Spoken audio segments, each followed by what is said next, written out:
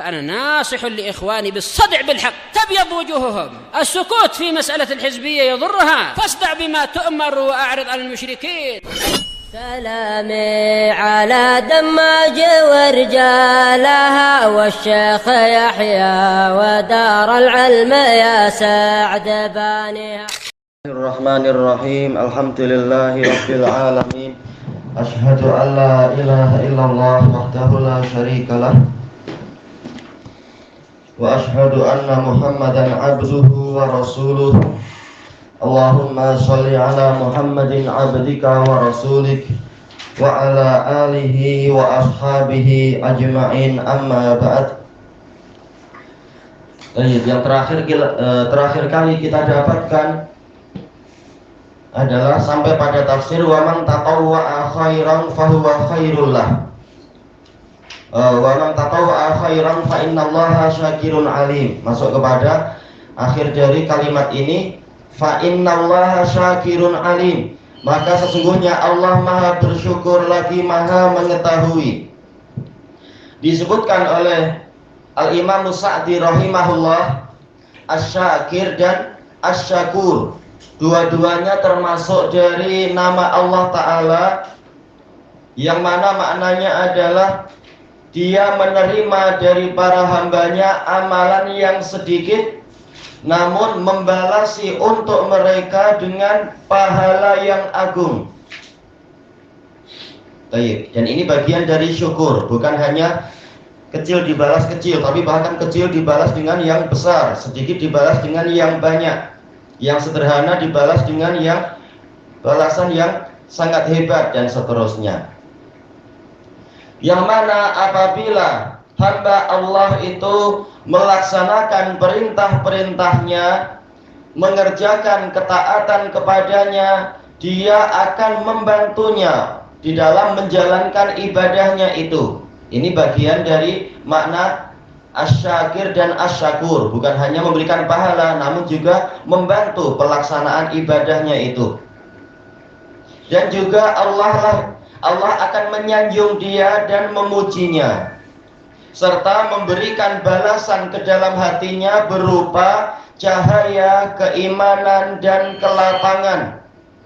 Berarti memang dari awal sampai akhir jasa itu dari Allah Ta'ala semata, bukan karena kehebatan kita, bukan pula karena yaitu 100% ini adalah jerih payah kita seperti yang digambarkan oleh Mu'tazilah. Bahkan ini adalah dengan pertolongan Allah kita mampu sholat, mampu zakat, mampu haji misalkan, mampu belajar, mampu berzikir. Itu semua adalah pertolongan dari Allah. Kalau Allah tidak menolong, kita tak mampu menghadapi syahwat sendiri, menghadapi syaitan di dalam jiwa kita dan di luar jiwa kita. Kekuatan kita terlalu lemah. Tapi ini adalah pertolongan Allah.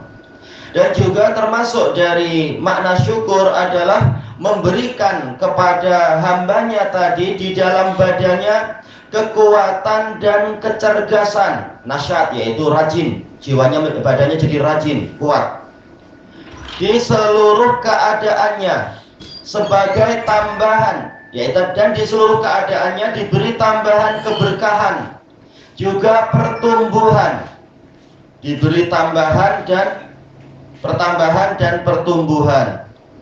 Itu di dalam seluruh keadaannya, dan di seluruh amalannya diberikan kepadanya tambahan taufik. Sebagaimana ucapan para salaf, satu kebaikan itu akan membawa pada kebaikan yang berikutnya, sebagaimana keburukan akan mengheret keburukan yang berikutnya. Ini semua bagian dari nama Allah Asy-Syakir dan Asy-Syakur kepada amal soleh, kepada hamba yang beramal soleh.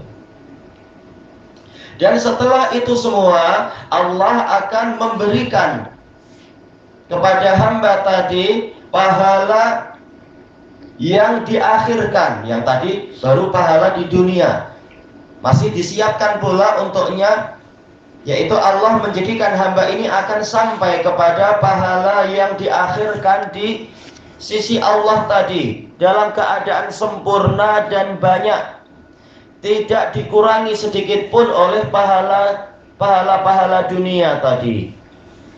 Dan termasuk dari syukur Allah untuk hambanya adalah bahwasanya barang siapa meninggalkan sesuatu karena Allah, Allah akan menggantikan untuknya yang lebih baik dari apa yang dia tinggalkan itu. Ini bagian dari syukurnya Allah untuk hamba tersebut. Dan termasuk dari syukur Allah untuk para hamba, untuk hambanya adalah barang siapa mencari kedekatan kepada Allah satu jengkal, Allah akan mencari kedekatan, yaitu mendekat kepadanya satu hasta. Barang siapa mendekat kepada Allah satu hasta, Allah akan mendekat kepadanya satu depa, dengan kaifiat yang Allah kehendaki. Karena memang Allah itu maha dekat untuk para hamba yang layak untuk didekati dan didekatkan. Dan barang siapa mendatangi Allah dengan berjalan kaki, yaitu dengan cara berjalan, maka Allah akan mendatanginya dengan lari-lari kecil, dengan kaifiat yang terserah Allah, tidak seperti cara larinya makhluk. Intinya ini adalah keuntungan untuk kita. Satu amalan ternyata mendatangkan sekian banyak keuntungan. Dan di antara syukur Allah untuk para hambanya adalah barang siapa melakukan transaksi, melakukan suatu muamalat dengan Allah Ta'ala, Allah akan memberikan keuntungan kepadanya berkali-kali lipat. Marhaban. Dan bersamaan dengan bahwasanya Allah itu syakir, Allah juga alim. Dia mengetahui siapa yang berhak untuk mendapatkan pahala yang sempurna sesuai dengan niatnya. Jelas ini zahir tak nampak niat, tetapi Allah tahu niat dia, dan Allah akan membalasi amalan dia sesuai dengan niatnya, keimanannya, juga ketakwaannya. Dan Allah tahu siapa yang tidak demikian. Allah mengetahui amalan-amalan para hamba, maka Allah tidak akan menyia-nyiakan amalan tadi. Bahkan mereka akan mendapati amalan-amalan tersebut keadaannya paling banyak di sisi Allah Ta'ala, sesuai dengan kadar niat-niat mereka, yang mana zat yang maha tahu lagi maha penuh hikmah mengetahui itu. Sampai di sini tafsir dari Imam As-Sa'di terkait dengan ayat ini. Berarti di balik nama Allah, setelah disebutkannya amal soleh, lalu Allah menyebutkan syakir, ternyata di dalamnya ada makna yang sangat luas dan panjang. Dan di dalam nama alim, di situ ada peringatan bahwasanya amalan itu tidak hanya berdasarkan zahir fisikalnya saja, namun juga dilihat dari ketakwaan hati dia, kadar keimanannya, dan juga sekaligus kejernihan niat dia. Maka kita diwajibkan untuk memperhatikan dua perkara ini. Fisikalnya ibadah, hatinya juga ibadah, dengan niat, dengan ketakwaan dan keimanan yang benar. Baik, sekarang kita masuk kepada tafsir Imam Ibnu Katsirin rahimahullahu ta'ala tentang firman Allah Ta'ala, Inna Safa wal Marwata min sya'airillah. Sesungguhnya Safa dan Marwah itu bagian dari syiar-syiar Allah. Faman hajjal baita aw i'tamara fala junaha alaihi ayyatawafa bihima. Maka barang siapa berhaji ke Baitullah atau dia umrah, yaitu takdirnya sama, yaitu ke Baitullah, maka tidak ada dosa terhadapnya apabila dia bertawaf di antara, berbolak-balik di antara Safa dan Marwah. Siapa ini? Tak pakai seluar lagi. Wa man tatawwa'a khairan fa innallaha syakirun alim. Dan barang siapa mengerjakan ketaatan yang berupa kebaikan, maka sesungguhnya Allah maha bersyukur lagi maha mengetahui. Kata Al-Imam Ibnu Katsirin rahimahullah, qala al-Imam Ahmad haddatsana Sulaiman ibnu Dawud al-Hashimi. Ini termasuk guru yang sangat tua dari Imam Ahmad, siqah ma'ruf. Qala akhbarana Ibrahim ibnu Sa'ad an Zuhri an Urwah. Ini semua sanadnya adalah sikot, ma'ruf, rawi-rawinya sikot. An Aisyata radhiyallahu anha qal, kembalinya ke Urwahnya. Qultu, saya berkata, yaitu berkata kepada Aisyah, ara'aiti qaulallahi ta'ala, bagaimana pandangan Anda, pandangan makcik, karena Aisyah memang makciknya kan ya, tentang firman Allah Ta'ala, inna safa wal marwata min sya'airillah, faman hajjal baita awit samara fala junaha alaihi ayyatawafa bihima. Qultu fa wallahi ma ala ahadin junahun alla yatawafa bihima. Saya mengatakan, maka demi Allah, tidak ada seorang pun yang berdosa apabila dia tidak tawaf di antara Safa dan Marwah, yaitu melihat dari mafhumul mukhalafah, kebalikannya. Tatkala Allah mengatakan dia tidak berdosa apabila dia tawaf, yaitu sa'i di antara Safa dan Marwah, berarti kalau tidak berdosa, berarti juga maknanya adalah sebaliknya, dia tidak berdosa apabila tidak tawaf di antara Safa dan Marwah itu, karena raf'ul jannah yadullu alal ibahah, dihilangkannya dosa berarti ini amalan ini adalah mubah saja. Baik. Faqalat Aisyah bi'sa ma qultu, bi'sa ma qulta ya bena ukhti, alangkah buruknya apa yang engkau ucapkan wahai anak buahku, gitu ya, anak dari saudariku. Nah, ini dibantah oleh Aisyah dengan ucapan yang keras. Ini menunjukkan bahwasanya usul fikih kalau keliru, kalau tidak diletakkan pada tempatnya, itu akan membawa pemahaman yang rusak dan sangat membahayakan seperti itu. Tapi orang yang tak paham menyangka, oh orang ini pandai usul fikih, padahal ternyata usulnya keliru. Dan ini menunjukkan orang masih wajib untuk terus belajar agar dia tahu apa yang sebelumnya dia tidak tahu dan menyangka dia sudah tahu dengan prinsip-prinsip usul fikih tadi. Innaha law kanat alama awwal tahat alaihi kanat. Karena ayat tadi seandainya keadaannya seperti yang engkau takwilkan, tentunya bentuknya adalah fala junaha alaihi alla yatawafa bihima. Niscaya Allah akan menyatakan tidak berdosa bagi dia apabila dia tidak tawaf di antara Safa dan Marwah tadi.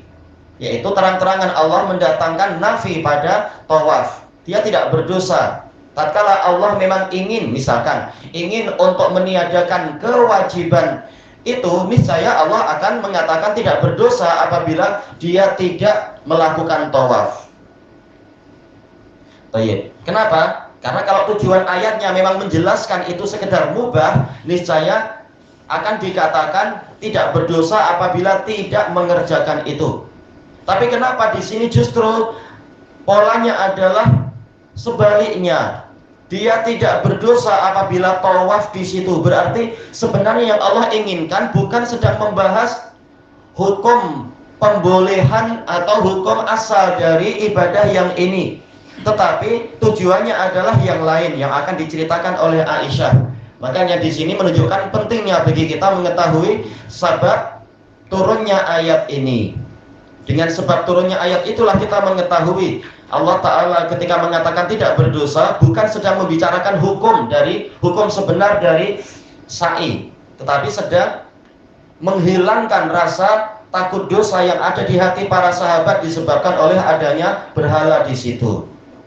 Sekedar untuk itu, bukan hukum yang sebenar dari sa'i. Untuk tahu hukum yang sebenar itu dijelaskan oleh Rasulullah SAW, khudhu anni manasikakum. Baik. Makanya kemudian Aisyah mengatakan walakinnaha innama nazalat, akan tetapi ayat ini hanyalah turun. Jadi tujuannya adalah yang akan disebutkan berikut ini, bukan membicarakan hukum sebenar dari sa'i. Dia ini hanyalah turun annal ansara kanu qabla an yuslimu. Sebabnya adalah karena dulu orang-orang Ansar sebelum mereka masuk Islam, kanu yuhilluna limanatit taghiyah. Mereka itu melakukan ihlal untuk manah, bukan yaitu labbaik Allahumma labbaik. Tetapi apa? Ya memang mereka tetap bilang labbaik Allahumma, tetapi tujuan intinya adalah untuk mengagungkan manah. sesembahan yaitu berhala tauhiyah, berhalanya mereka. Allati kanu ya'budunaha indal musyallal, yang mereka menyembahnya di daerah musyallal.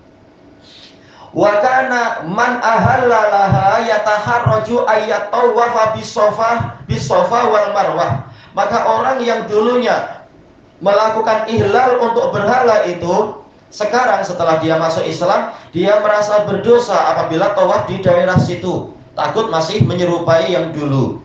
Takut Allah marah setelah tahu bahwasanya seperti ini adalah tak boleh. Lalu bagaimana saya masih ke situ lagi? Nah, maka kemudian turunlah ayat ini menghibur, kamu tak dosa karena ini bagian dari syiar Allah. Walaupun di dulunya di situ ada berhala, berhalanya sudah dihilangkan dan tempat itu sudah ditetapkan sebagai sebagai tempat peribadatan yang benar, maka kalian tak dosa. Adapun tawafnya sendiri dia wajib sesuai dengan apa yang ditetapkan oleh Rasulullah SAW. Ini menunjukkan bahwasanya mafhumul mukhalafah tidak ada pada setiap dalil, tetapi ada syarat-syaratnya terbentuk mafhum mukhalafah, yaitu memahami secara berkebalikan.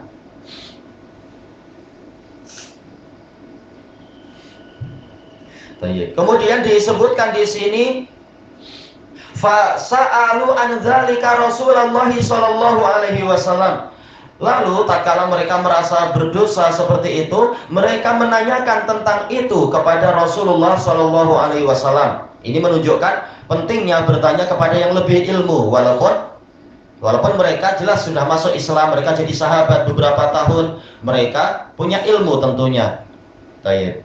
Padahal antara yaitu hajinya para sahabat dengan masuk Islamnya orang Ansor itu tentunya sudah lama kan? Karena apa? Sejak mereka masuk Islam, yaitu pada waktu Bai'atul Aqabah 3 tahun sebelum hijrah, sampai mereka berhaji, itu hajinya adalah tahun berapa? Tahun 9. Karena sebelum itu jelas orang-orang kufar Quraisy menghalangi kaum muslimin untuk ibadah dengan bebas di sana, bahkan mungkin tidak membolehkan untuk datang. Baik. Berarti apa? Yang zahir hajinya mereka adalah tahun 9 bersama Abu Bakar As-Siddiq. Baik. Bayangkan untuk masa yang sepanjang itu mereka masih perlu untuk bertanya pada Rasulullah apakah pemahaman ini benar atau tidak, padahal belajar sudah selama itu. 3 tahun ditambah mungkin 8 tahun atau 9 tahun. Selama itu pun mereka masih perlu yang namanya ulama. Tidak kemudian memakai fatwa sendiri, pemikiran sendiri. Maka alhamdulillah mereka punya perasaan seperti itu dan mereka mujtahid. Mereka tanya pada Nabi, apakah seperti ini benar atau bagaimana? Faqalu ya Rasulullah, inna kunna nataharraju ayyata'anna tawafa bisofa wal marwah fil jahiliyah. Wahai Rasulullah, kami dulu merasa berdosa untuk tawaf di Sofa dan Marwah di masa jahiliyah. Untuk dohirnya adalah sampai sekarang, sampai di masa pertanyaan itu merasa berdosa. Fa'anzalallahu azza wa jal, maka Allah azza wa jalla menurunkan firman-Nya, inna Sofa wal Marwata min sya'airillah. Sesungguhnya Sofa dan Marwah termasuk dari syiar-syiar Allah. Ila qaulihi, sampai pada firman-Nya, fala junaha alaihi ayyatawafa bihima, maka tidak berdosa atasnya untuk tawaf di antara Sofa dan Marwah. Qalat Aisyah, summa qad sanna Rasulullah sallallahu alaihi wasallam tawafa bihima. Kemudian sesungguhnya Rasulullah sallallahu alaihi wasallam telah mensunnahkan, yaitu menjadi bagian dari jalan agama kita ini, tawaf di antara Sofa dan Marwah. Sementara Nabi sudah mengatakan apa? Faman raghiba an sunnati falaysa minni. Barang siapa membenci sunnahku, berarti dia bukan termasuk dari golonganku. Falaysa li ahadin ayyata tawafa bihima, maka tidak halal bagi seorang pun untuk meninggalkan tawaf di antara Sofa dan Marwah. Bahkan hukumnya adalah haram kalau melakukan manasik tanpa melakukan tawaf di antara Sofa dan Marwah. Nah, inilah pemahaman yang benar terkait dengan ayat tadi, memahami ayat dengan hadis. Akhrajahu fi sahihain, diriwayatkan oleh Bukhari Muslim dalam sahihain. Wa fi riwayatin ani Zuhri, dalam riwayat yang lain dari Zuhri annahu qala, beliau mengatakan, fa haddatsu bi hadzal hadis Abu Bakar Ibn Abdurrahman ibn al-Harith ibn Hisham, yang termasuk fuqaha sab'ah itu. Lalu saya menyampaikan hadis ini, hadis Urwah ini, Urwah dari Aisyah, kepada Abu Bakar bin Abdurrahman ibn al-Harith ibn Hisham. Faqal, beliau mengatakan, inna hadzal ilm, sesungguhnya ini benar-benar ilmu. Ilm sebagai khobar, tapi dibuat ma'rifat sebagai apa? Yaitu sebagai mubalaghah. Betul, ini adalah betul-betul ilmu. Hadis ini menjadi penjelas terhadap ayat yang boleh jadi kalau berdasarkan usul fikih pemahamannya jadi terbalik seperti tadi. Iya, karena kalau dalam usul fikih kita akan dapati pola itu. Makanya suatu kaidah wajib dipahami dengan apa? Dibandingkan dengan kaidah yang lain. Dan kaidah tidak boleh mengalahkan dalil. Karena kaidah adalah buatan manusia. Tetap kaidah itu ijtihad ulama. Kalau tepat boleh dipakai. Salakat, maslakat dalil, dia akan berjalan seperti pola dalil kaidah. Tetapi kalau menyelisihi dalil wahyu, maka jelas dalil wahyu yang diutamakan. Nah, sekarang sudah ada dalil wahyu yaitu mantuqul hadis. Maka yang namanya kaidah yang mana itu adalah mafahim, mafhum, dia kalah dengan dalil mantuq. Nah, ini juga usul fikih. Makanya kalau kita menggunakan usul fikih, kita lihat apakah bertentangan dengan usul fikih yang lain ataukah tidak. Baik, makanya di sini Abu Bakar mengatakan inilah ilmu yang sebenar. Ma kuntu sami'tu, belum pernah saya mendengar itu. Nah, ini ilmu, masya Allah. Yaitu beliau dapat tambahan faidah sekarang, gembira beliau. Walaqad sami'tu rijalan min ahlil ilmi yaqulun, sungguh saya mendengar sekelompok orang dari ulama mengatakan, innan nasa illa man zakarta Aisyah, sesungguhnya orang-orang kecuali orang yang Anda sebutkan yaitu Aisyah, kanu yaqulun, mereka mengatakan, inna tawafana baina hadainil hajaraini min amril jahiliyah, sesungguhnya tawaf kita di antara dua batu ini, yaitu batu yang di Sofa dan batu yang di Marwah, itu termasuk urusan jahiliyah. Tentunya ini fatwa yang keliru, walaupun dia ulama. Kalau ulama ijma berarti kebenaran ada di situ. Tapi kalau ada khilaf, kita lihat mana yang lebih sesuai dengan dalil. Jadi kita membantah ulama boleh, tetapi dengan apa? Bimbingan ulama yang lain, bukan dengan pendapat sendiri tanpa bimbingan ulama. Wa qala akharuna minal ansar, orang-orang yang lain dari kalangan Ansar mengatakan, innama umirna bitawafi bil bait walam nu'mar bitawafi baina Safa wal Marwah, sesungguhnya kami hanyalah diperintahkan untuk tawaf di Baitullah, makruf ya, tawaf di di Ka'bah, dan kita tidak diperintahkan untuk tawaf di antara Safa dan Marwah. Fa anzalallahu ta'ala, maka Allah Ta'ala menurunkan ayat, inna Safa wal Marwata min sya'airillah. Ini menunjukkan di masa-masa turunnya wahyu, sesuatu yang keliru itu akan diperbaiki oleh Allah melalui Al-Quran atau oleh Nabi melalui sunnah beliau. Tidak akan dibiarkan ada kesalahan, karena ini akan nanti masuk dalam perkara takririyah, akan dinukilkan oleh para sahabat. Kami pendapatnya demikian, tapi tak ada perbaikan, tidak ada koreksian, berarti ini benar. Makanya tak boleh untuk dibiarkan kesalahan di masa-masa itu. Berarti kalau tidak ada perbaikan, berarti itu sudah baik, sudah betul. Ternyata pendapat tadi diperbaiki oleh ayat, menunjukkan yang tadi keliru. Kalau Abu Bakar ibn Abdurrahman, fala'allaha nazalat fi haula'i wa haula, maka boleh jadi ayat ini turun tentang mereka dan mereka, ya, yang merasa khawatir ini adalah perkara jahiliyah dan seterusnya. Bahkan sebelum orang-orang jahiliyah ada, ini adalah bagian dari sunnah yang ditetapkan oleh Allah Ta'ala di masa siapa? Nabi Ibrahim. Buktinya yang dilakukan oleh Hajar itu disetujui oleh Allah Ta'ala. Assalamualaikum. Ilahuna wallahu a'lam.